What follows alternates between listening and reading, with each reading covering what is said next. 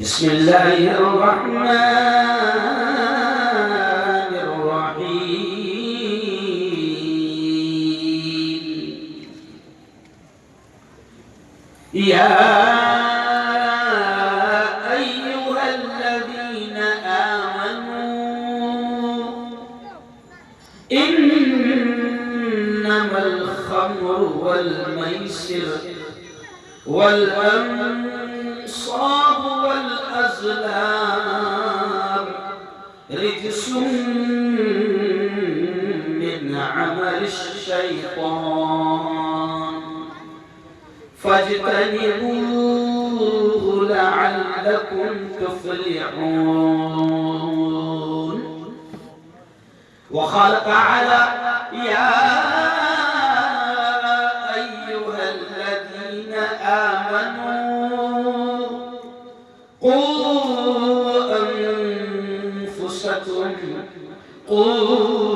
अन्फुसकुम व अहलीकुम नारा। वक़ाल तआला वलतुस्अलुन्न यौमइज़िन अनिन नईम। वक़ाल रसूलुल्लाह सल्लल्लाहु अलैहि वसल्लम अल खमरु उम्मुल खबाइथ औ कमा क़ाल अलैहि सलातु वत्तस्लीम। वक़ाल सल्लल्लाहु अलैहि वसल्लम मन रआ मिनकुम मुनकरन फलयुग़य्यिरहु बियदिही वइन लम यस्तति' फबिलिसानिही वइन लम यस्तति' फबिक़ल्बिही वज़ालिका हुवा अज़अफ़ुल ईमान औ कमा क़ाल अलैहि सलातु वस्सलाम। मैंने माना मेरी शेर बड़ा प्यारा है, जरा ध्यान देना कितना अहम पैगाम है इस शेर में। मैंने माना मेरी आवाज नहीं जाएगी,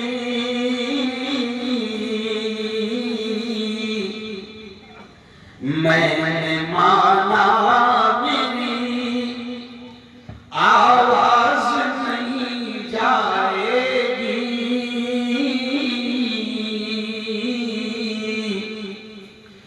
दरो दीवार से टकरा के पलट आएगी। अभी मौका है करो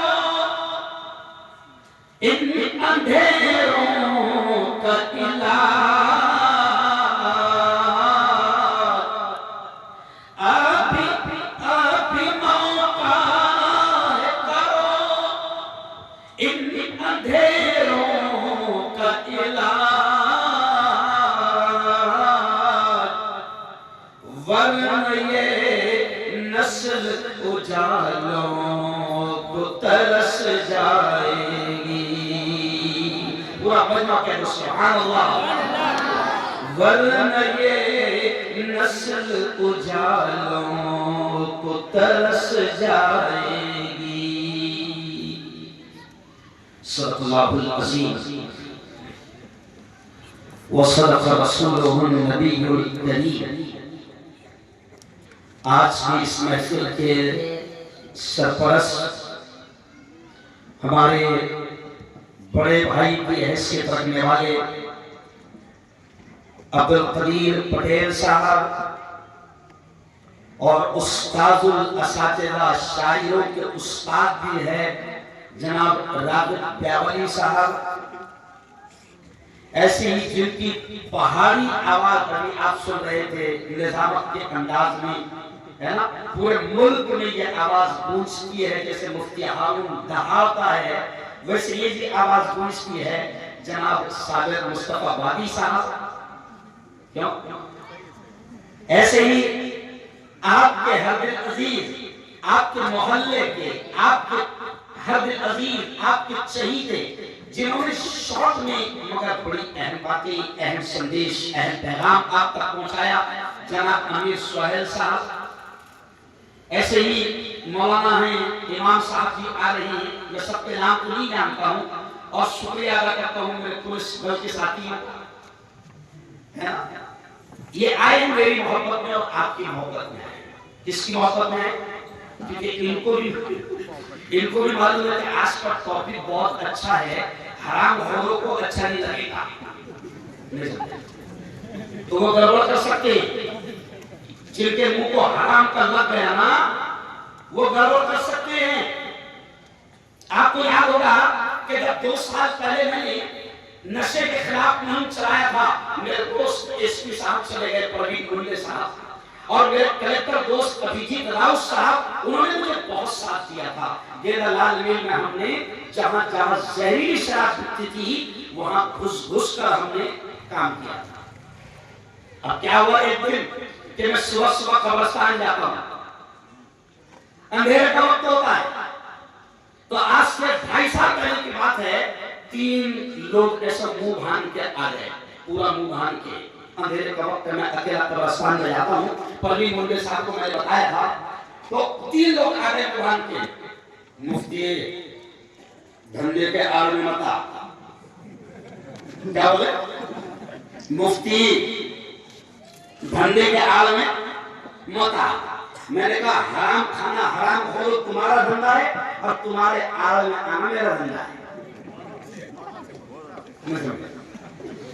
हराम खाना तुम्हारा धंधा है और हराम खोर जो मेरी कौम के जवानों की जिंदगी से खेल रहे हैं, उनके आड़े आना मेरा धंधा है। अब देखते हैं किसका धंधा तेज चलता है। मुफ्ती हारून का धंधा पूरे हिंदुस्तान में तेज चल रहा है, मुझे कोई टेंशन नहीं है। मेरी औलाद भी मर गई, मैं उधार बन गया, नहीं समझा?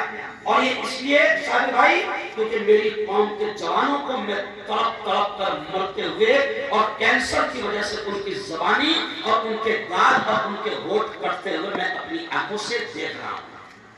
समझ लिया? तो चलो अब मैं बात यहीं से शुरू करूंगा। देखो, जनाब अमीर सुहेल साहब की वालिदा मोहतरमा की तबीयत थोड़ी खराब है, वो जा रहे हैं, मैं उनको इजाजत दे रहा हूं। और अब जो बात होगी ना, सबने रिकॉर्ड कर लेना अपने दिल में, अपने दिमाग में। अब जो बात करूंगा मैं, आज तक तुमने ऐसी बातें सुनी नहीं होगी, एकदम फाड़े फाड़े बोलूंगा, नहीं समझा? कल भी मैंने उस्मानिया पार्क शिवाजी नगर में एकदम ओपन बोला, इसके गवाह है साबिर मुस्तफा वादी साहब, उस्मानिया पार्क में ओपन। और आज से 10 दिन पहले शेरा चौक में भी एकदम खुलकर बोला। लेकिन चलो आओ, पहले मैं धर्मगुरु हूं, पहले मैं मुफ्ती हूं, तो जरा इंसानियत से समझा देता हूं, फिर बाद में जिसको जो जबान समझती, अरे बोलो ना, समझाएंगे वो समझाएंगे। देखो, मैंने अभी शेर पढ़ा, कौन सा शेर पढ़ा? मैंने माना मेरी आवाज नहीं जाएगी, दरो दीवार से टकरा के पलट आएगी। अब भी मौका है, ओ सुप्रीम कॉलोनी वालों, ओ मेरे दोस्तों, ओ मेरे जवानों, ये जितने माँ बाप मेरी बात को सुन रहे हैं, ये पैगाम, मेरा संदेश सुन लो कि मैंने माना मेरी आवाज नहीं जाएगी, दरो दीवार से टकरा के पलट आएगी। अब भी मौका है, अब भी मौका है, अंधेरों का करो कोई इलाज, वरना ये नस्ल उजालों को तरस जाएगी। ओ मेरे यारों, हम मुसलमान हैं, हम कुरान के मानने वाले हैं, हम अल्लाह रसूल के मानने वाले हैं। और देखो, हमारा कुरान कितने प्यार भरे अंदाज में हमसे कहता है, अल्लाह कहता है या अय्युहल्लज़ीना आमनू, अल्लाह कहता है ऐ ईमान वालों, अल्लाह कहता है या अय्युहल्लज़ीना आमनू, अल्लाह कहता है ऐ ईमान वालों, अल्लाह ईमान वाले मर्दों से कह रहा है, अल्लाह ईमान वाली औरतों से कह रहा है। अल्लाह कह रहा है कू अनफुसकुम, कि बचाओ अपने आप को। पवित्र कुरान की ये पंक्ति है। अल्लाह कह रहा है कि बचाओ अपने आप को और अपनी औलाद को, अपने घर बार वालों को जहन्नम की आग से। अल्लाह कह रहा है कि जहन्नम की आग से अपने आप को भी बचाओ और जहन्नम की आग से अपने घर बार वालों को, अपनी औलाद को भी बचाओ। लेकिन अजीब चीज है कि कुरान से हम बहुत प्यार करते हैं। कसम अल्लाह की, रागिब साहब, अब्दुल कदीर साहब, साबिर भाई, कुरान से मुसलमान इतना प्यार करता है कि कुरान की अगर कोई बेइज्जती करे तो ये जान देने को भी तैयार हो जाता है, जान लेने को भी तैयार हो जाता है। मगर अफसोस क्या होता है कि जब कुरान से तू इतनी मोहब्बत करता है कि अगर कोई कुरान की बेइज्जती करे तो तू जान देने और जान लेने को तैयार हो जाता है, लेकिन फिर जब कुरान जो कहता है उसको मानता क्यों नहीं समझा। कुरान में पहली आयत है, पहली आयत कुरान की क्या है? इक़रा बिस्मि रब्बिकल्लज़ी खलक़। कुरान की पहली आयत है। अल्लाह ने हुक्म दिया, ओ सुप्रीम कॉलोनी वालों, कुरान में रोजे का हुक्म पहले नहीं आया, कुरान में नमाज का हुक्म पहले नहीं आया, कुरान में हज का हुक्म पहले नहीं आया, कुरान में ज़कात का हुक्म पहले नहीं आया। कुरान में सबसे पहली जो आयत उतरी वो है इक़रा, और इक़रा शब्द के माने हैं अल्लाह ने पहला हुक्म दिया पढ़ो। तो जब कुरान को मानता है तो कुरान के पहले हुक्म को क्यों नहीं मानता? पढ़ता क्यों नहीं? क्यों नहीं पढ़ता? पढ़ेगा। मैं कहता हूं कि अल्लाह ने पढ़ने का हुक्म समझा इसलिए पहले दिया, रोजे का हुक्म पहले नहीं आया, ज़कात का, हज का, सदक़े का, खैरात का हुक्म पहले नहीं आया। अल्लाह ने कुरान में सबसे पहले जो आयत उतारा वो है इक़रा, पढ़। तो पढ़ने का हुक्म अल्लाह ने पहले क्यों दिया? तो उलमा कहते हैं साबिर भाई, अल्लाह ने पढ़ने का हुक्म पहले इसलिए दिया कि वो अल्लाह जानता है कि जब तक मेरा बंदा पढ़ेगा नहीं मुझे भी नहीं पहचानेगा। पढ़ेगा तो जानेगा जिंदगी किसके हाथ है, पढ़ेगा तो जानेगा मौत किसके हाथ है, पढ़ेगा तो जानेगा हवाएं कौन चलाता है, पढ़ेगा तो जानेगा बादलों को कौन लाता है, पढ़ेगा तो जानेगा बारिश को कौन बरसाता है, पढ़ेगा तो जानेगा कोरोना किसने लाया था और कोरोना किसने भगाया। अरे बोलो, सब कुछ जानेगा जब पढ़ेगा, है ना। देखो जो नहीं पढ़ता ना उसको क्या कहते मालूम? जाहिल। क्या कहते? देखो मैं क्या समझा रहा हूं, अजीब चीज मेरे ध्यान में आई। जो नहीं पढ़ता ना उसको कहते जाहिल। अच्छा अब देखो जाहिल को अलग अलग कर दो, जाहिल नहीं समझे, यानी नहीं पढ़ेगा बेटा तो कुर्सी पे बैठ के देखो मिलने वाला नहीं है। जाना हिल, जा बोतला दो, जा एमआईडीसी में जा साइकिल धके, जा रिक्शा चला, क्योंकि तुम्हें पढ़ा नहीं ना तो जा और हिल, अच्छी तस्वीर क्या और पढ़ेगा तो कुर्सी पर बैठ कर खाएगा। अब देखो मुफ्ती हारून ने थोड़ा सा पढ़ा तो तुमको मालूम है, तुमको मालूम नहीं बेटा मुफ्ती हारून के आधा घंटे की कितनी फीस है। लेकिन कैसा है गांव में ना यही तो रहते बाप घर की मुर्गी, अरे बोलो दाल बाप। अभी तमिलनाडु में मुझे बुलाया गया, 92,000 उन्होंने मेरे बॉडीगार्ड का, मेरे खादिम का और मेरा टिकट दोनों तरफ का 92,000 का टिकट बनाया। ऐसी गांव में गया ना उनकी बात मेरे को समझ रही ना मेरी बात। तो मैंने बोला किरे भाई तुमने 1.5 लाख मेरे को बुलाने पर खर्चा करे, 50,000 तो तुमने लिफाफे में मेरे को, मेरी बात इतनी समझ रही क्यों बुलाए मेरे को? तो देखो कैसे मोहब्बत करने वाले। वो कहते हैं साहब हम आपको चैनल पर अपनी जबान में रोज सुनते हैं, आप जुल्म के खिलाफ आवाज उठाते हैं। तमिलनाडु में भी जब जुल्म हुआ तो आपने आवाज उठाई थी, हमारे गांव में दंगा हुआ तो आपने आवाज उठाई थी। हमारा गांव आपसे इतनी मोहब्बत करता है कि तुमको तकरीर करने की जरूरत नहीं। साहब तुम स्टेज पर दिखेगा, हमारा लोग बहुत खुश होगा। बस इसके वास्ते कितने खर्चा करे हमने? अरे बोलो 1.5 लाख। अभी कल मैं कर्नाटक में था, गुलबर्गा वालों को पूछो, उससे पूछो कि मुफ्ती हारून के आधा घंटे की फीस क्या है। ओ मेरे यारो, आज मोहब्बत से तुमको समझाने आया हूँ कि देखो पढ़ो, और देखो अब सुन लो मेरी बात, यहाँ से मैं शुरू कर रहा हूँ।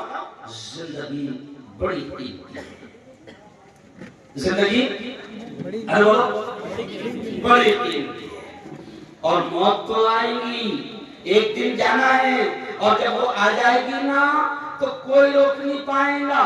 क्यों?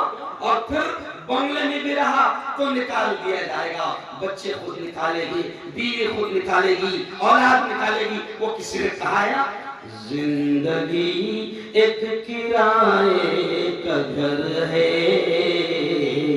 एक न एक दिन बदलना पड़ेगा।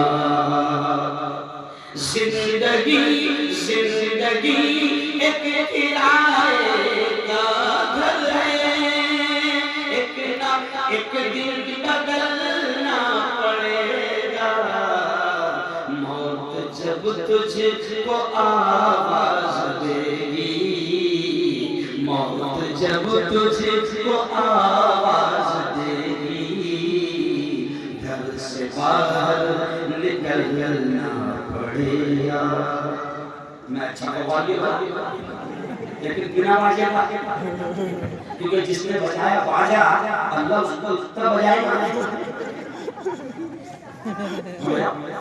ओ मेरे जवानों, मैं तुमको बिल्कुल हंसते हंसते समझा रहा हूँ कि ये जिंदगी बड़ी कीमती है, और फिर ये जिंदगी दोबारा नहीं मिलेगी। अपने पास में रिवर्स गियर, अरे बोलो ना, अपने पास में रिवर्स गियर नहीं है, जिंदगी दोबारा नहीं मिलेगी, और ये बड़ी कीमती है। और कुरान में अल्लाह क्या कहता है, वलतुसअलुन्ना यौमइज़िन अनिन नईम। अल्लाह 30वें पारे में कहता है कि मैं तुमसे सवाल करूंगा।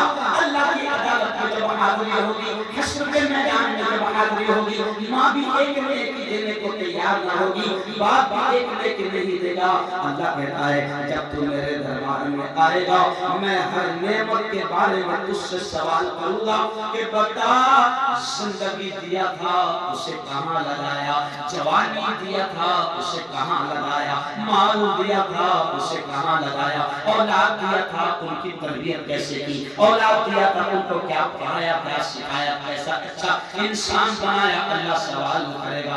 ये जिंदगी बड़ी कीमती है, अल्लाह सवाल करेगा कि मैंने दिया था बता कहाँ खर्च किया।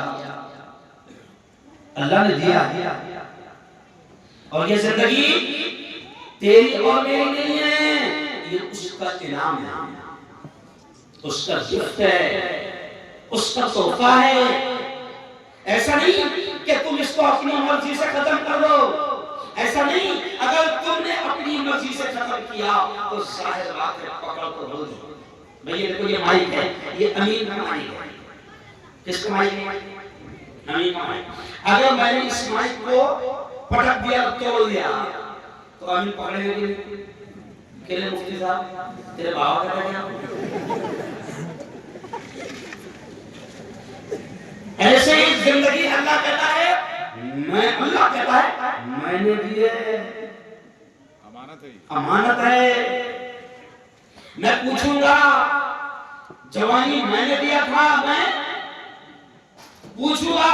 आज मैं देख रहा हूं कि कई लोग जो है, कई जवान, देखो कुरान में अल्लाह ने क्या कहा, या अय्युहल्लज़ीना आमनू इन्नमल खम्र वल मैसिर वल अंसाब वल अज़लाम रिजसुम मिन अमलि शैतान। ओ सुप्रीम कॉलोनी वालों, अल्लाह कहता है ऐ ईमान वालों, मैंने नशा को, शराब को तुम्हारे लिए, जुआ को तुम्हारे लिए हराम कर दिया।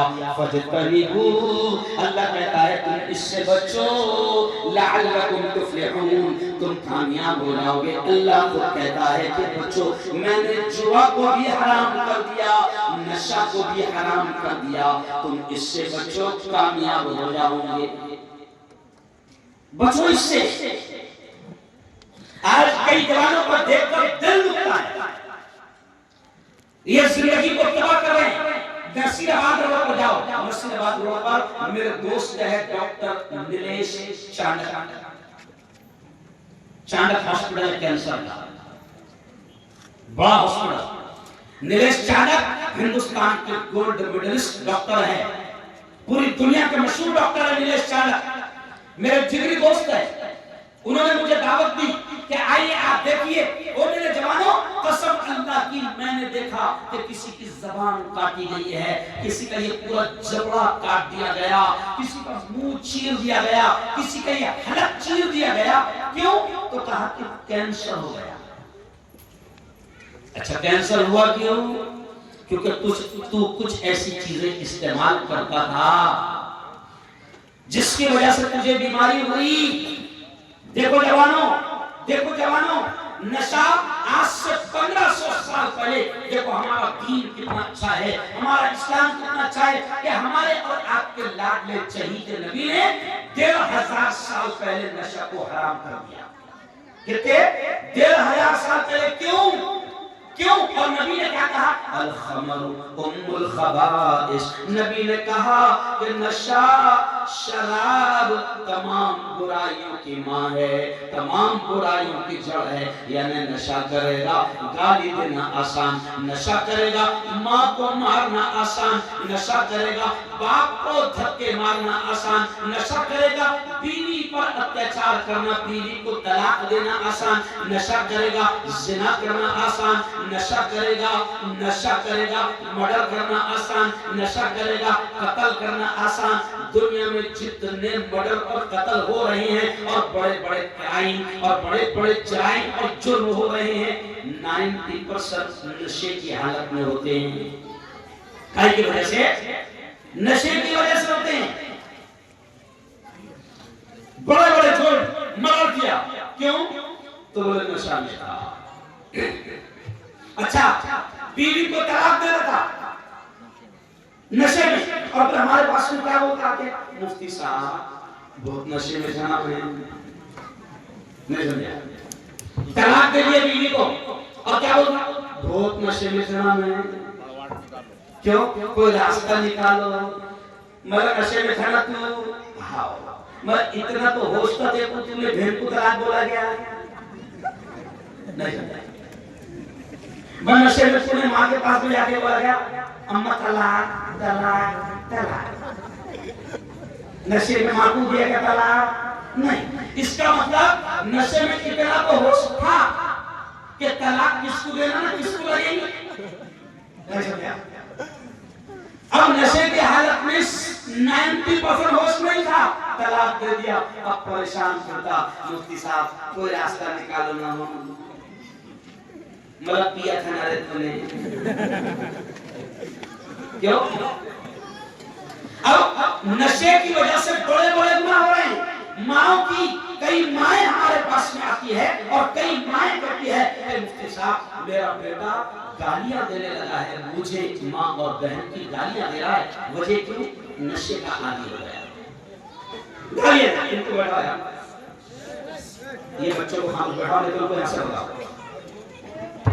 तो नशे की वजह से सारी चीजें करना आसान, नशे की वजह से माँ बाप को गाली देना आसान। इसलिए सुनो, नबी ने 1450 साल पहले कह दिया अल खमर उम्मुल खबाइस। शराब, नशा तमाम बुराइयों की जड़ है, तमाम बुराइयों की माँ है। क्यों? नशा। तो इसलिए इस्लाम ने क्या कह दिया? नशा हराम है। अच्छा, हराम सुनो सुनो, हराम की कोई क्वालिटी नहीं होती कि ये थोड़ा सा ज्यादा हराम है, ये थोड़ा सा, अरे बोलो नहीं। जैसा सुअर खाना हराम, वैसे ही सूद खाना हराम, शराब पीना हराम, नशे की कोई भी चीज खाना हराम। कोई फर्क नहीं है सुअर के गोश्त खाने में और नशा करने में और शराब पीने में, कोई फर्क नहीं। हराम वो भी है हराम, अरे ये भी है। और जिंदगी इतनी कीमती है, तू नशा करके उसको तबाह कर रहा, कल अल्लाह पूछेगा नहीं कि मेरी अमानत थी, मेरी अमानत थी, तूने तबाह किया उसको।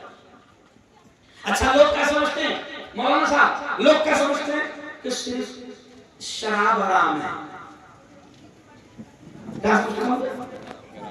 और बोलते भी तुम नशा शराब में होता तो नाश की बोतल, क्या बोलते हैं? नशा शराब में होता तो नाश की बोतल। तो मैंने बोला बोतल नहीं नाश की, तू नाश्ता, बोतल तो वही खरीदी दुकान पर, है ना? बोतल ही नाश की, तू नाश्ता, और नाश्ते नाश्ते नाले में बोतल ले आती, तू जाता। अच्छा तुझे अल्लाह ने इंसान बनाया और इंसान के बारे में अल्लाह खुद कहता है चार कसम, अल्लाह ने चार कसम खाई, वतीन वज़ैतून वतूर सिनीन वहाज़ल बलदिल अमीन। अल्लाह ने चार कसम खाया और कहा अंजीर की कसम, जैतून की कसम, तूर सिनैन की कसम और इस अमन वाले शहर मक्का की कसम। चार कसम खुद अल्लाह ने खाकर कहा लक़द खलक़नल इंसाना फी अहसनि तक़वीम। अल्लाह कहता है मैंने इंसान को सबसे बेहतरीन मॉडल बनाया। मैंने जितनी भी चीजें पैदा किया, जानवर, चरिंद, परिंद, नबातात, जमादात, अल्लाह कहता है मैंने उनमें सबसे खूबसूरत किसको बनाया? जोर से बोलो, इंसान को। अब इंसान को अल्लाह कहता है खूबसूरत बनाया और ये शराब पीकर नाले में पड़े रह रहा है। ऐसे शराब पीने के बाद में होता क्या? आदमी रोड पे पड़े रहे, किसको रहम नहीं आता? उल्टा दो तीन ऐसा आदमी आते समझ ना कर जोड़ा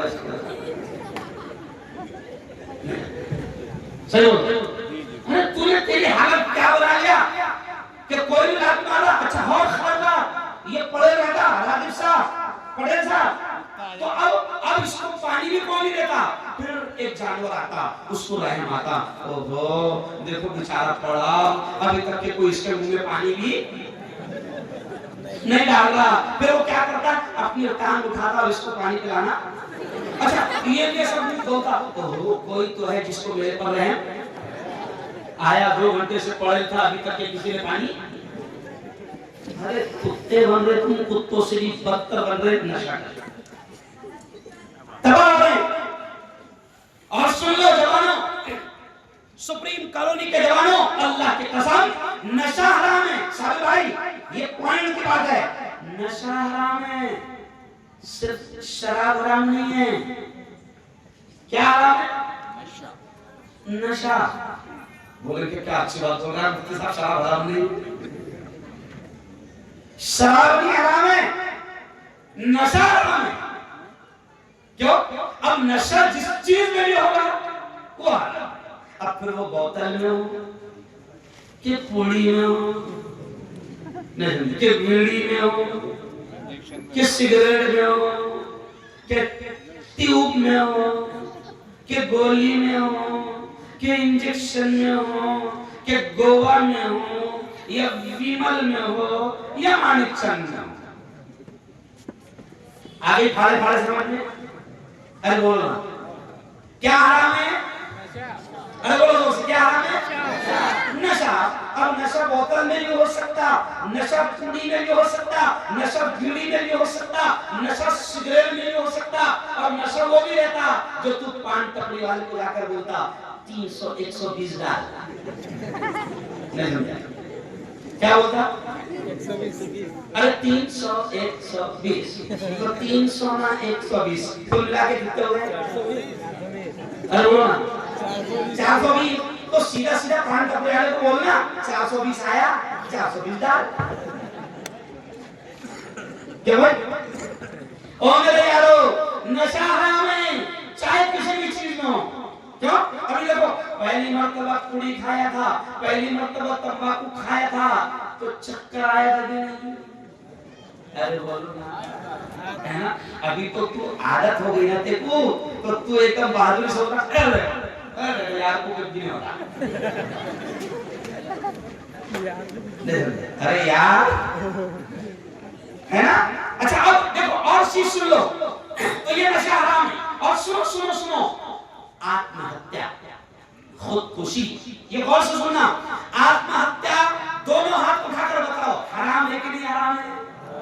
अरे बोलो हराम है ना? आत्महत्या कितनी बुरी चीज है, प्यारे नबी के अल्फाज है और हमारा ईमान है। ये मैं चादर को हटा नहीं क्योंकि मेरा पसंदीदा कलर कुरान में है। हरा गुंबद जो देखोगे, बोलो दोस्तों सुभान अल्लाह, ज़माना भूल जाओगे। हरा गुंबद जो देखोगे, ज़माना भूल जाओगे। अगर तैबा हो जाओगे तो आना भूल जाओगे। इसको साइड में दिल नहीं बोलना तो सुनो, वो हरे गुंबद वाले नबी की बात में आपको सुना, उसे जागले नबी की बात में आपको सुना रहा हूं। 1500 साल पहले हमारे नबी ने कह दिया था कि नशा हराम है, हराम है, हराम है। आज कितने नौजवान तबाह हो रहे हैं। मेरे दोस्त डॉक्टर निलेश चाणक ने बताया, मुफ्ती साहब अपनी कौम को समझाओ, 4 फरवरी को कैंसर दिन होता है। क्या होता है? कैंसर दिन। तो पिछले साल मैं मदीना में था, 3 फरवरी को मैं मदीना में था पिछले साल, और 3 फरवरी को फिर मैं 11 बजे बॉम्बे पहुंचा हवाई अड्डे पर, और 11:15 बजे मैंने वहां से महानगरी एक्सप्रेस पकड़ा जो सुबह 10:30-11 बजे यहाँ पर आती है। मुझे कलेक्टर साहब का फोन आया, एसपी साहब का फोन आया, मुफ्ती साहब यहाँ पर आ जाओ, एक कैंसर डे पर शानदार प्रोग्राम है। मैंने कहा साहब मैं तो अभी उम्रा यात्रा, हज यात्रा से आ रहा हूँ, ट्रेन में हूँ। तो कहा कि मुफ्ती साहब तुमको यहाँ आना पड़ेगा। मैंने कहा क्यों? कहा मुफ्ती साहब 350 जवान अभी ऐसे यहाँ पर बैठे, किसी की जबान काटी गई, किसी का जबड़ा काटा गया, किसी का चेहरा काटा गया, सबको कैंसर हुआ था। मुफ्ती साहब ये 350 जवान में से तकरीबन 250 आपकी कौम के हैं, आपको आना पड़ेगा इनको समझाने के लिए। राजिब साहब अल्लाह की कसम, मदीने से मक्का से आने के बाद जैसे डॉक्टर साहब ने ये बोले, मुझे इतना एहसास हुआ कि मैं घर को नहीं गया, डायरेक्ट मैंने ड्राइवर को बोला, बॉडीगार्ड को बोला कि चल सीधा कहां चल, नसीराबाद की तरफ चल। मैं तलमरा रहा हूं मेरे जवानों को देखकर, तबाह हो गए, जिंदगियां तबाह हो रही है, न खुद के किसी काम के हैं, न बीवी बच्चों के किसी काम के हैं, न खानदान के किसी काम के हैं, न माँ बाप के किसी काम के हैं, न मुल्क के किसी काम के हैं, क्योंकि नशे की वजह से ये खोखले हो चुके हैं। अच्छा नहीं लग रहा। मैं जो इन कुत्तों से दुश्मनी बोल ले रहा हूँ, ये जो हरामखोर, ये हरामी जो नशे का कारोबार कर रहे हैं, मैं इनको डायरेक्ट चैलेंज कर रहा हूँ, इनको धमकी दे रहा हूँ, ये मुझे मारने की धमकी दे रहे हैं, तो मैं क्या भाग रहा हूँ? मेरी बीवी ने कहा, मेरी बीवी भी क्यों बयान में, मेरी बीवी ने रात को 12 बजे तक मुझे रो रो कर समझाया कि अल्लाह के वास्ते मुफ्ती साहब हम पर रहम करो, इन कुत्तों की मदद करो, ये हरामखोर तुमको मार देंगे, ये तुम्हारा मर्डर कर देंगे। मैंने कहा चलेगा, मेरा मर्डर हो जाए चलेगा, लेकिन तुझे मैंने इतना दे दिया कि इंशाल्लाह तुम मुताद भी रहेगी, मगर मैं इन कुत्तों से जिहाद करूंगा, क्योंकि जिहाद सिर्फ गैरों से नहीं है, जिहाद अपनों से भी है। किससे है? अपनों से भी है। प्यारे नबी ने क्या कहा? प्यारे नबी ने क्या कहा कि अगर बुराई को होता देखो तो हाथ से रोकने की ताकत है, तो हाथ से रोको। बुराई को होता देखो, नबी के जुमले हैं कि अगर हाथ से रोकने की ताकत है तो हाथ से रोको। अगर हाथ से रोकने की ताकत नहीं है, नबी ने कहा जबान से रोको। जबान से रोकने की भी ताकत नहीं है, तो फिर नबी ने कहा कि कम से कम दिल से उसको बुरा समझो कि जो हो रहा अच्छा। लेकिन पहली बात तो नबी ने कहा हाथ से रोको, तो तुम्हारी क्या ताकत खत्म हो गई? एक अगर सद्दा भाई एक बिल्लास अपनी जमीन में घुस गया तो अस्तीना चढ़ गई। अरे बोलो ना, सगे भाई को नहीं छोड़ दे।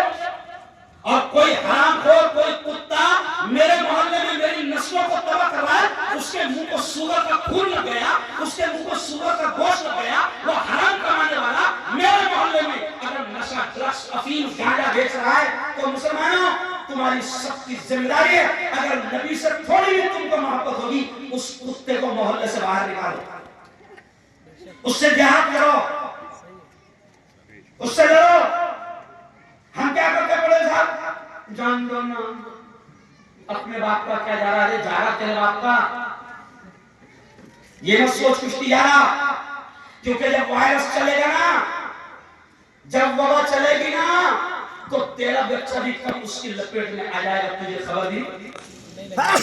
अभी आज से 4 दिन पहले मैं जलगांव के एक डॉक्टर के पास बैठा था, डॉक्टर नाम भी नहीं है उसका। उसने कहा सर भाई, आंखों में उसके भी आंसू आ गए। उसने कहा मुफ्ती साहब, अभी जो बच्चा मरा है मुसलमान, उसको दाढ़ी भी थी और आंखों में सुरमा भी था, यानी वो नमाज का भी पाबंद था, मगर गलती से वो नशे का आदत उसको पड़ गई, नशे की आदत पड़ गई। नमाजी बच्चा, अगर कोई ये सोच रहा होगा मोहल्ले में, नहीं नहीं मेरे बच्चे तो अल्हम्दुलिल्लाह माशाअल्लाह बहुत अच्छे अपने कोरे दो, बेटा वायरस जब चलता ना, अरे बोलो ना, तेरे बच्चे भी कब लपेट में आ जाएंगे, भरोसा नहीं। और ये भी जुमला सुन लो, अगर किसी का डर होगा, अपन क्या कहते, कौन लगेगा वो नीच के मुंह। अरे ये जुमला सुनो, पूरे हिंदुस्तान में करो, हिंदुस्तान में कोई दाऊद इब्राहिम बचा नहीं, कोई दादा और पादा, दादा अपन मनाते उसको चिंदी चोर को साले, कोई दादा नहीं बचा। हम सब मिल गए तो हमसे बड़ा कोई दादा, अरे बोलो नहीं। शेरा चौक में मैंने वार्निंग दिया, शबे बारात के बयान में मैंने मस्जिदों में वार्निंग दिया कि जो हरामखोर मुसलमानों पर मेरे मोहल्ले के बच्चों को तबाह कर रहे हैं, अगर 15 दिन में उन्होंने तौबा नहीं की, नहीं तो गांव छोड़कर चले जाओ, तुमको सुअर खाना है वहां जाके खाओ। अगर 15 दिन में अगर मामले को खत्म नहीं किया तुम्हारे हराम कारोबार को, तो फिर जुम्मा के बयान में और ईदगाह के बयान में इन कुत्तों का नाम ले लोगे, बोलूंगा और बोलूंगा मेरे समाज को कि सालों से रिश्ता मत करो, ये हराम खोर है। मैं इनके यहाँ बेटियां दो नहीं, इनकी बेटियां करो, मौलाना ये करना पड़ेगा, सोशल बाइकाट। क्योंकि ये अच्छा एक बात बताओ, जिनके मुंह को सुबह का गोश्त लग गया है, वो क्या बयान सुनने आएंगे क्या मेरा? अरे बोलो, वो बयान सुनने नहीं आते, वो मस्जिद में नहीं आते, क्योंकि इनके रग रग में हराम उतर रहा। तो हराम का खाने वाले को कभी मस्जिद में आने की तौफीक, अरे बोलो, नहीं होती। दोनों हाथ उठाकर बताओ, नबी के आशिक हो के लिए दोनों हाथ उठाकर बताओ, माशाअल्लाह नबी का आशिक है ना, तो तुमको नबी का वास्ता दे रहा हूं, तुमको नाम में प्यारे शहीद नबी का वास्ता दे रहा हूं कि अगर मोहल्ले में कोई हराम का काम कर रहा हूंगा, नशा बेच रहा हूंगा, जाकर उसको पहले इंसानियत से समझाओ। क्या करो?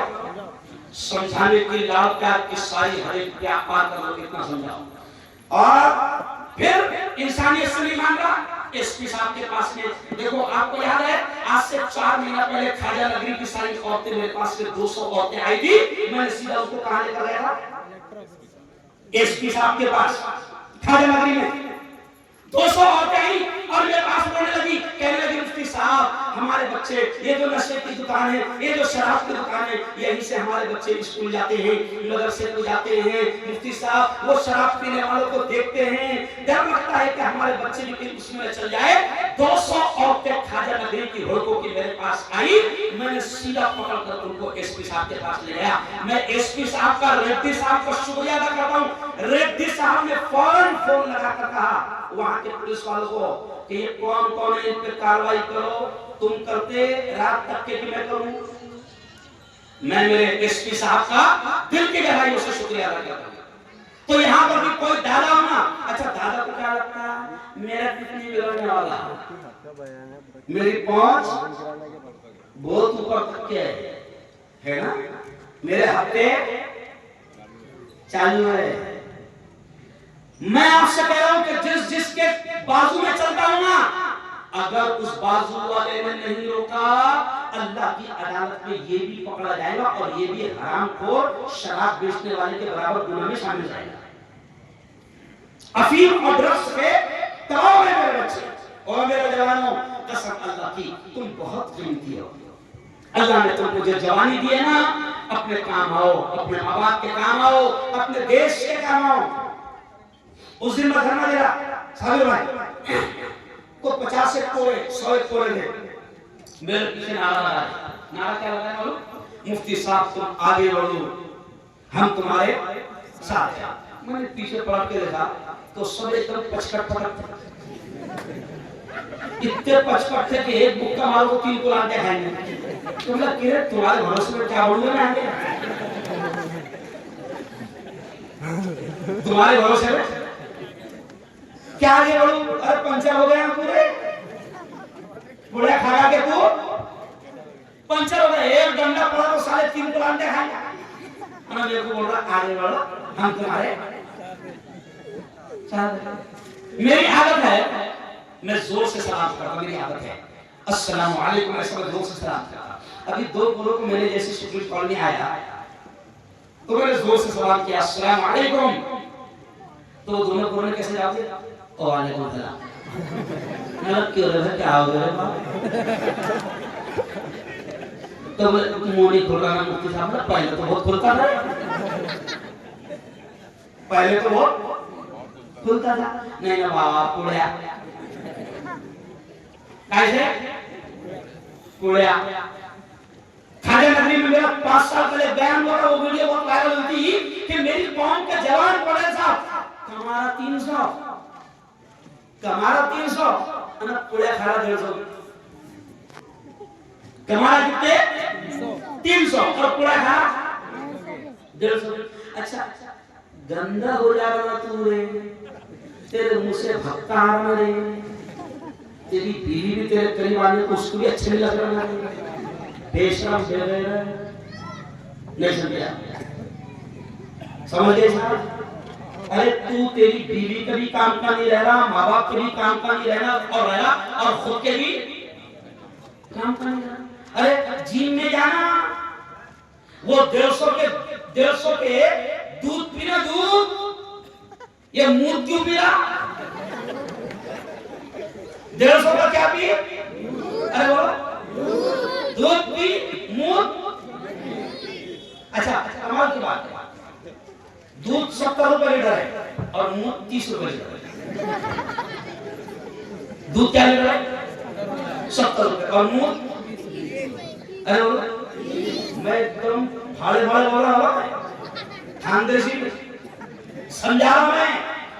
तो दो काम करो ओ जवानों, अल्लाह रसूल को हाजिर जानकर हाथ उठाकर बोलो, ऐसा हाथ उठा करके हम अपनी जिंदगी तबाह नहीं करेंगे। कहो इंशाअल्लाह हम किसी किस्म का नशा नहीं करेंगे, क्योंकि जिंदगी कीमती है। देखो एक बात सुनो, आत्महत्या हराम है। इधर देखो, इधर देखो, आत्महत्या क्या नाम है वो? भूषण हमारे पवित्र कुरान में आत्महत्या करना हराम है, पाप है और सभी। और हमारे कुरैशी ने, हमारे नबी ने कहा कि जिसने जैसी आत्महत्या का, ये देखो जुमला सुन लो, अजीब बात समझा रहा हूँ सारे भाई, कि आदमी आत्महत्या क्यों करता और मर जाती क्यों, पंखे पे क्यों लटक जाती है, कुएं पर से क्यों कूद जाती, बिल्डिंग पर से क्यों कूद जाती, आत्महत्या क्यों करती, क्यों? तो उसके दिमाग में क्या था? बहुत टेंशन है, मर जाऊंगी तो सारा टेंशन खत्म हो जाएगा। उसके दिमाग में ये रहता कि मर जाऊंगी तो सारा टेंशन। लेकिन सुनो अगर तू बुरी मौत मरा तो टेंशन खत्म नहीं होगा, टेंशन अब बढ़ेगा। क्या बढ़ेगा? सुनो मेरे जुमले नहीं है, हमारे नबी ने क्या कहा कि ये जिंदगी अल्लाह की अमानत है। अगर किसी ने इस जिंदगी को अपनी मर्जी से खत्म किया, यानी आत्महत्या किया, तो सदा उसको अल्लाह ये देगा कि पहले तो वो कयामत तक उसको सजा क्या मिलेगी कि अगर वो पंखे पर लटक कर मरा था तो लटकने में जो उसको तकलीफ हुई थी जबान बाहर निकलने में, तो हुजूर ने फरमाया कि अगर वो पंखे पर लटक कर मरा था तो वो समझेगा कि मैं मर गया तो मेरा टेंशन खत्म नहीं, बल्कि कयामत तक उसको पंखे ही पर लटकाया जाएगा। यानी वो टेंशन तो अब बढ़ गया, खत्म नहीं हुआ। पागल क्या सोचता कि मर गई तो टेंशन खत्म। अगर कोई ट्रेन के नीचे कूद कर आत्महत्या किसी ने किया, टुकड़ा हुआ, तो नबी कहते हैं कि जैसे वो आत्महत्या उसके जिस स्टाइल में किया, उसी स्टाइल में उसको क़यामत तक सजा मिलती रहेगी। यानी ट्रेन में डाला जाएगा और फिर टुकड़े टुकड़े होंगे, तड़पेगा, फिर डाला जाएगा, तड़पेगा। ये मेरे जुमले नहीं है, ये किसके जुमले? हमारे प्यारे नबी के लिए। तो आत्महत्या करने पर टेंशन तो और बढ़ जाएगी, टेंशन तो, यानी क़यामत तक ये सजा होगी और फिर जब क़यामत आ जाएगी, फैसला हो जाएगा जन्नत जहन्नम का, तो फिर आत्महत्या करने वाले को हमेशा हमेशा का डाला जाएगा। अरे बोलो जहन्नम। तो आत्महत्या इसीलिए हमारे पास हराम है। अब सुनो, अल्लाह का शुक्र है, चलो अल्लाह का शुक्र है, मेरी कौम के जवान शराब नहीं पीते, 80% हो गया ऐसे। देखो ये भी कर्म है ना, मेरी कौम के जवान 80% शराब पीते, लेकिन शराब के बाद जो नशे है वो तो करते ना।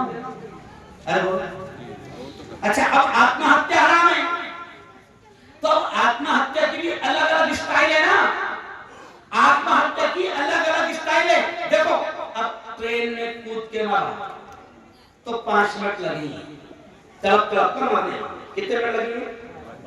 5 मिनट।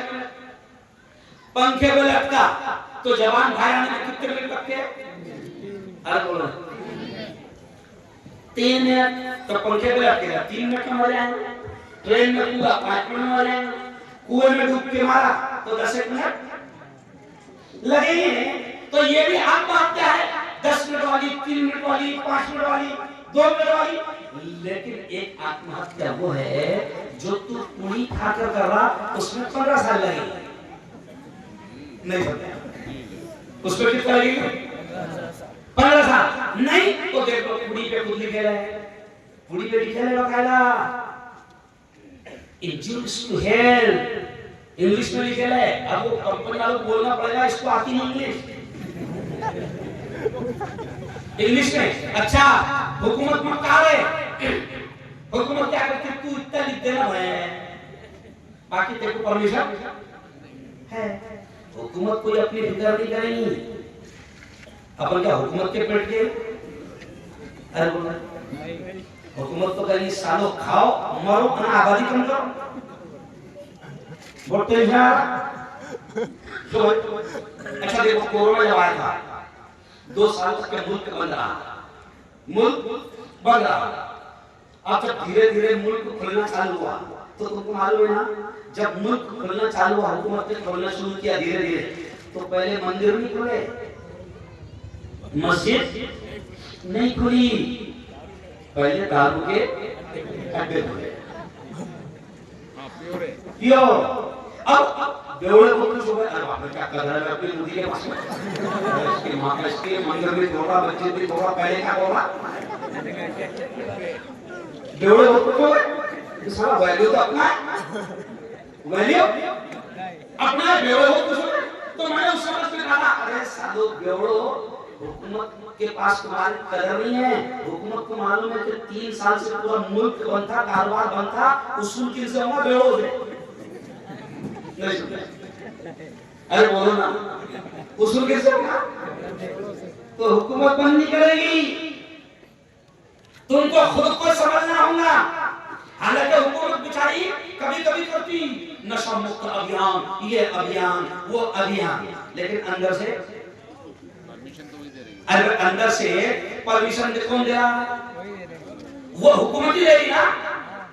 तो हुकूमत का तो करोड़ों अरबों रुपए का धंधा खाए पे चल रहा। अरे वो हुकूमत के 2 फायदे, एक तो वो धंधे में करोड़ों मिलते, और दूसरा फायदा हुआ ये कि थोड़ी सी आबादी कम हो जाती है, टेंशन। अरे बोलो अरे क्यों मर रहे हैं, आत्महत्या क्यों कर रहे हैं? देखो पहले पूरी पर इंग्लिश में लिखा रहता था, समझ में नहीं आता था, तभी कंपनी क्या करे मालूम? कुछ कूड़ा देखा मैंने रास्ते में खड़े रहते, तो डायरेक्ट उस पर सब पटेल ला रहा है, देखिए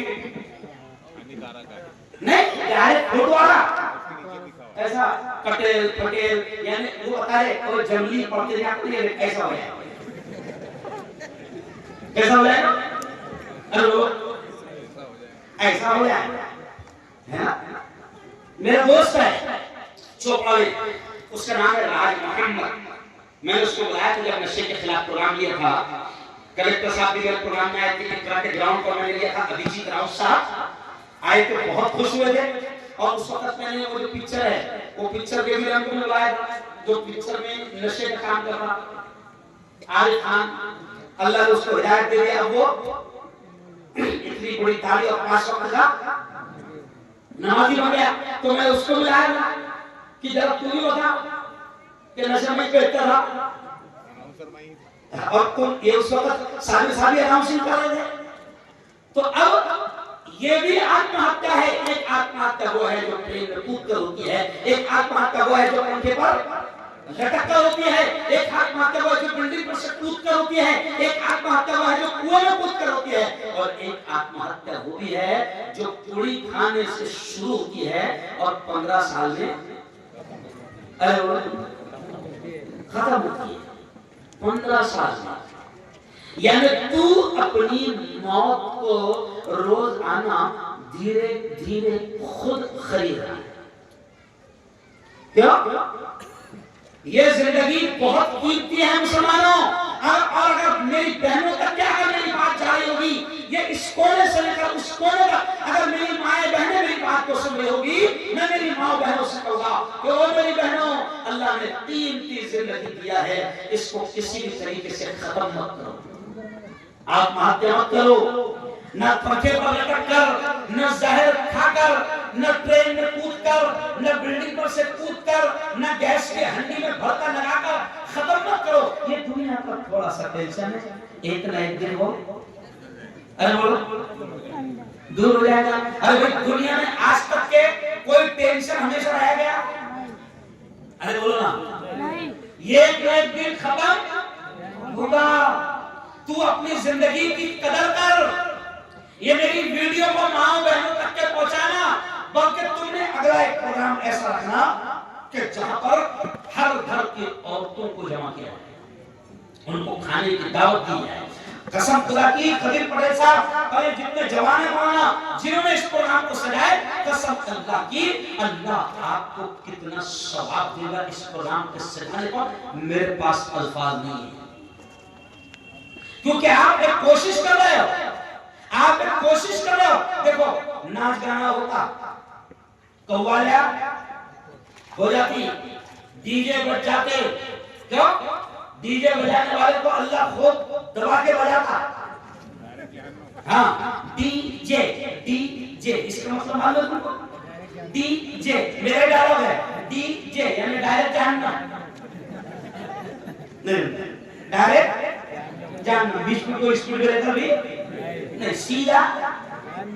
अभी मैं एक मेकअप पढ़ाने गया तो दूल्हा नहीं आया था, 10 मिनट बाकी में दूल्हे को आने को मैं बयान कर रहा था कि फिर दूल्हे की बारात एकदम करीब में आ गई, करीब आ गई। तो जब वो करीब आई तो कुछ तो भी गाते गाते आए, कुछ तो भी आज तक के वो मेरे दिमाग में अल्फाज है। अब वो कव्वाली थी कि गाना क्या था वो तो नहीं मेरे को मालूम, लेकिन अल्फाज याद है। वो जब दूल्हा आया तो वो सब गाते गाते आए और वो अल्फाज थे शायद एक बार आजा आजा, ऐसी कव्वाली थी। कव्वाली गाना गाना गाना क्योंकि इसके मुश्किल तुम है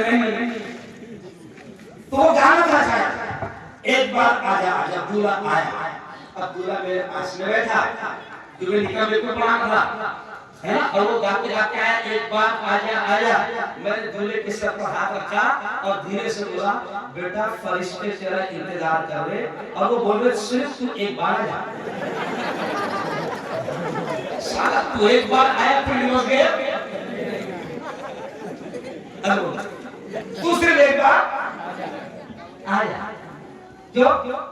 अच्छा एक दूल्हा आया तो वाली आते जाते दूल्हा बना है ख्वाजा अजमेर की बस्ती में, एकदम धूम से गाता, दूल्हा बना है ख्वाजा अजमेर की बस्ती में। मैंने उसका बड़ा होगा एक बात, ये अजमेर है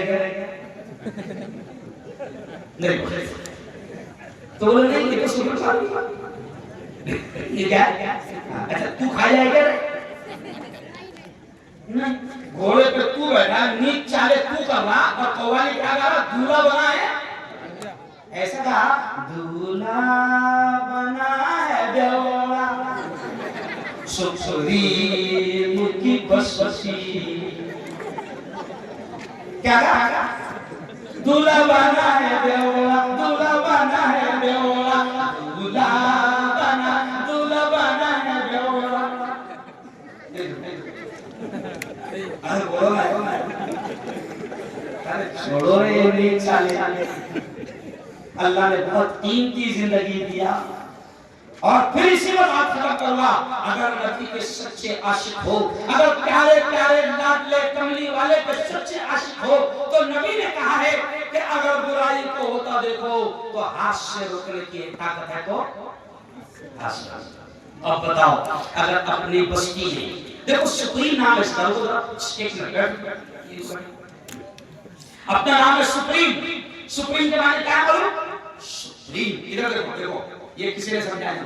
सुप्रीम यानी सुपर, बेहतर, बेहतरीन। सुप्रीम के माने क्या है? अरे वो बेहतरीन। तो मेरे प्यारे नबी ने फरमाया नामों का असर पड़ता है। नबी के अल्फाज बोला नाम का असर पड़ता है। नबी ने ये भी कहा कि अगर अल्लाह औलाद दे तो उनके नाम अच्छे रखो, क्योंकि नामों का असर अरे बोलो पड़ता है। अब एक औरत मेरे पास आई और कहने लगी मुफ्ती साहब मेरा पूरा अजीब अजीब हरकत कर रहा, 16 साल का हो गया, क्या कर रहा? तो बोले मुफ्ती साहब वो कुर्ता नहीं पहन रहा। मेरा ख्याल उसका नाम क्या रखे है?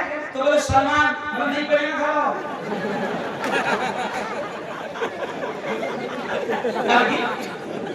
खाना पहनेगा नहीं हो, अभी तो कुर्ता नहीं पहन रहा, पटेल पहन नहीं पहनेगा। अरे भाई एक जमाना था, सुनो, एक जमाना था कि अगर अब 10 मिनट से पास बाकी है और अच्छे काम के लिए अपने हिंदुस्तान में टाइम तय है, बुरे काम के लिए तय नहीं सकते। अरे बोलो अच्छी बात है, 10 बजे के बाद नहीं करना वाला, क्योंकि 10 के बाद बुरों का टाइम शुरू होगा। अब क्या हो गया? एक जमाना होता साधु भाई में क्या हो रहा कि अगर पहले किसी का पैंट फट गई, पैजामा फट गया, अगर खोचा भी लग गया, क्या लग गया? इधर तो इधर खोचा भी लग गया, तो पहले आदमी ऐसा छुपाता था। नहीं ऐसा ऐसा भी मानो गैरतमंद था। अरे उसको शर्म आती थी कि मेरा पैजामा फटे है, तो ऐसा छुपाता था। और अभी तो बड़ा लिखा साला जाहिल पटेल पैंट में दिखा के इधर भी है। अच्छा फाड़ डाले। मैं बारामती गया, शरद जी पवार ने मुझे बुलाए, वहां पर जीन्स वगैरह कपड़े लिनन सब बनते, तो मैंने वहां पर देखा तो अच्छी पैंट बन रही। इधर देखो, क्या बताओ पूरी दुनिया में घूमता हूं, अच्छी पैंट बन रही है बनने के बाद में उसको ऐसी मशीन चल रही फाड़ दी। तो क्यों साहब ये तो अच्छी बन गई थी, उसको फाड़ देगा कैसे? तो बोले पटेल 1100 की है, सिरेल 700 की है। पटेल कितने की? अरे वो 1100 की सिरेल, यानी फैशन बना लिए। और मेरे यारो अब आखिरी बात 10 मिनट खत्म। देखो हम ईमान वाले हैं, ये देखो बहुत टाइम बात समझ रहा हूं, बहुत टाइम बात। पहली चीज अपनी जवानी को हम गलत इस्तेमाल नहीं करें। देखो मैं राष्ट्रीय धर्मगुरु हूं, मैं तुमको पैगाम देता हूं अपने मुस्लिम कॉलोनी में। पुलिस दल से मेरी गुजारिश है कि इसको वीडियो बनाओ। अपने सुप्रीम कॉलोनी में मुसलमानों हिंदू भाई भी रहते होंगे, रहते कि नहीं रहते? रहते। मेरे कई दोस्त हैं, क्यों मैं 2-3 प्रोग्राम में हिंदू भाइयों के आया। और मेरे यारो तुम मुसलमान हो ना, हमारे नबी ने क्या कहा, हमारे प्रेषित ने क्या कहा कि अगर तुम्हारा पड़ोसी तुम्हारी तकलीफ से परेशान है तो अल्लाह तुम्हारी नमाज़ें भी कबूल नहीं करेगा। अब पड़ोसी कहा नबी ने, मुसलमान ने कहा, क्या कहा मौलाना? सही बोल रहा हूं? नबी ने क्या कहा?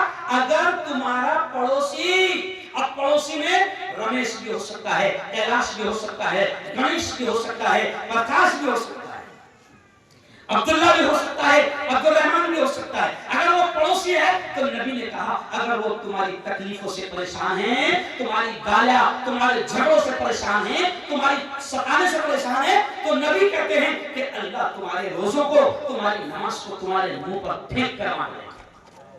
तो बोलिए होंगे रमजान के रोजे झगड़ा मत करो, झगड़ा मत करो, ये देश बड़ा प्यारा है, इसलिए इसे कहा गया सारे जहां से अच्छा हिंदुस्तान हमारा, हम बुलबुलें हैं इसकी, ये गुलसिता हमारा, मजहब नहीं सिखाता आपस में बैर रखना, हिंदी है हम वतन है हिंदुस्तान हमारा। उज्जैन में मेरा प्रोग्राम हुआ, मेरे दोस्त थे दुनिया से चले गए, भैयू जी महाराज मेरे बड़े जिगरी दोस्त थे, उन्होंने राष्ट्रीय एकता वगैरह इंदौर में प्रोग्राम रखवाया। फिर अभी यहाँ पर जो अमंदर में मंदिर है, मंगल ग्रह मंदिर, वहां मेरा प्रोग्राम हुआ। बड़ौदा में साई मंदिर में मेरा प्रोग्राम हुआ, जैन मंदिर में प्रोग्राम हुआ। हम कोशिश ये कर रहे हैं कि ये देश जैसा खूबसूरत है, सारे जहां से अच्छा है, ये सारे जहां से अच्छा बना रहे। कुछ शैतान है जिनकी कुर्सी, जिनका ठंडा दंगे और फसाद पर चलता है, वो हमको तुमको आपस में लड़ाने की कोशिश करेंगे।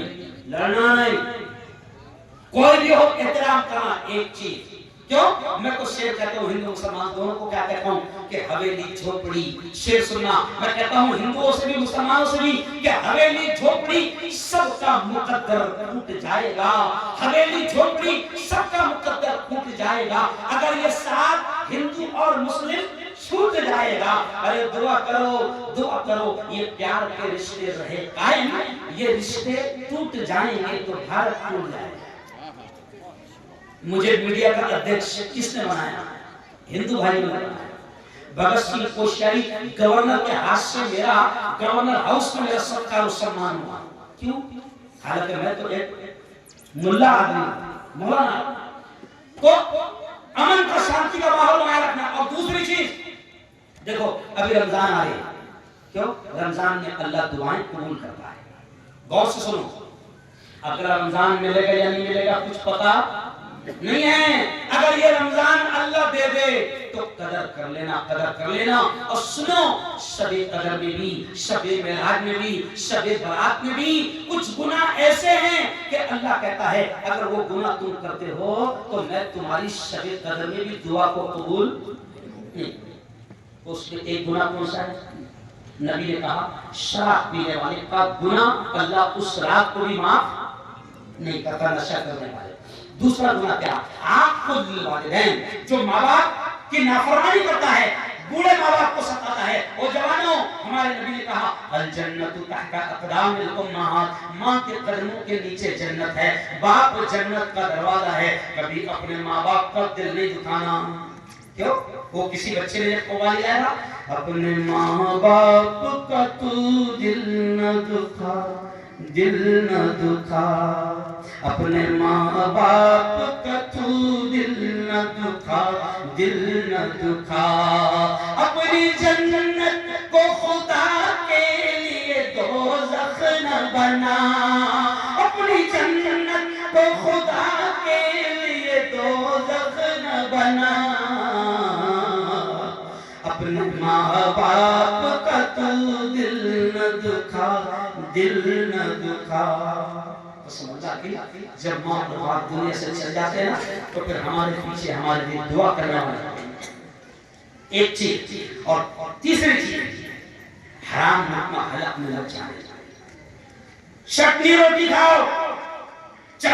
खाओ, मगर सूद का पैसा, ब्याज का पैसा, हराम का पैसा, रिश्वत का पैसा, जिसको हमारे इस्लाम ने हराम कहा है, उसको हलक में उतरने मत दो।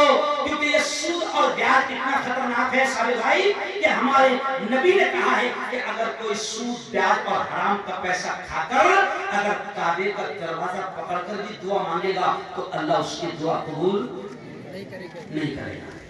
और अल्लाह ने सूद के बारे में कुरान में क्या है कि जो सूद का लेन देन करेगा, सूद खाएगा, सूद पर देगा, ब्याज पर देगा, कुरान के अल्फाज हैं, मेरे अल्फाज नहीं हैं। अल्लाह ने कहा कि मैं उसके खिलाफ जंग का ऐलान करता हूँ। बताओ, अल्लाह से जंग में कोई जीत सकता है? अरे बोलो, अरे अल्लाह के खिलाफ तो मैदान में उतरे ना तो कारून ने टिका, फिरौन ने टिका, शद्दाद ने टिका, नमरूद ने टिका, तो सुप्रीम कोर्ट में जाए।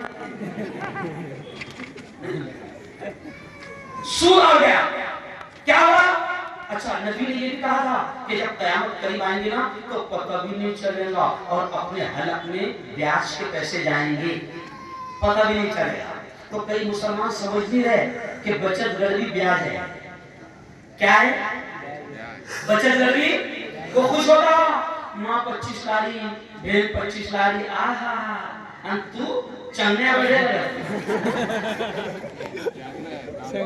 काम को नहीं आ रहा क्यों? अरे औरत को तो मैंने गुजरात में 26 फरवरी को मेरे हाथ से झंडा था, तो गुजरात तो औरतें बैठी थी, तो मैंने औरतों से कहा कि तुम कमाने का टेंशन मत लो, क्योंकि हमारे नबी ने औरत का खर्चा, सुनो सुनो कभी पढ़े साहब, हमारे नबी ने औरत का खर्चा मर्द पे रखे है। जब निकाह होता है ना, तो काजी क्या बोलता, काजी जब निकाह पढ़ाता तो आखिरी बात सुनो, काजी क्या बोलता, इतने इतने महर के बदले और महानान नफ्का के, तो अब तेरे समझते नहीं, अरबी में बोलता, तू बोलता स्तूर क्या बोलता है, अरे बोला कबूल है, बावले क्या कबूल है, उसमें क्या बोलता काजी कि इतना इतना महर देना पड़ेगा, फिर मा नान व नफ्का, तो नान फारसी लफ्ज है और मा अरबी लफ्ज है, तो मा नान यानी काजी बोलता रोटियां भी तेरे तरफ और की रोटियां भी तेरे तरफ, और नफका, नफका अरबी लफ्ज है, उसका मतलब खर्चा, यानी काजी क्या बोलता खर्चा भी, तो सूदी लेन देन नहीं करेंगे, कहो इंशाअल्लाह, इंशाअल्लाह भूखे मरेंगे, चटनी रोटी खाएंगे, मगर हराम का लुक्मा हलक में, अरे जोर से बोलो, जोर से बोलो।